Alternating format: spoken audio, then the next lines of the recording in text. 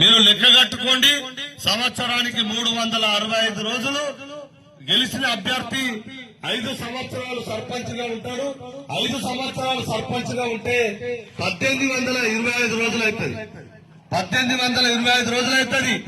1000 రూపాయలు మనం తీసుకున్నట్లయితే రోజుకు 41 పైసా తీసుకున్నట్లయితుంది.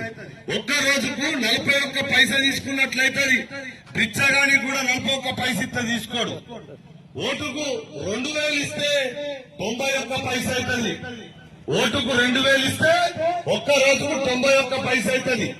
5 సంవత్సరాలు ఉంటాడు పదవిలా, 1825 రోజులు ఉంటాడు పదవిలా.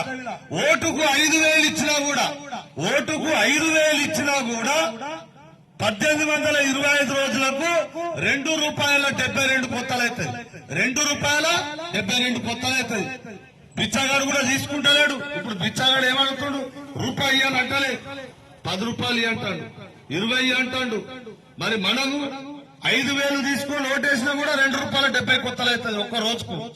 మరి ₹2.70 కొత్తల కొరకు, 91 కొత్తల కొరకు, 41 కొత్తల కొరకు పైసలు తీసుకొని ఓట్లేస్తే మనం ఎక్కడికి పోతాం? మన సమాజం ఎటు పోతుంది?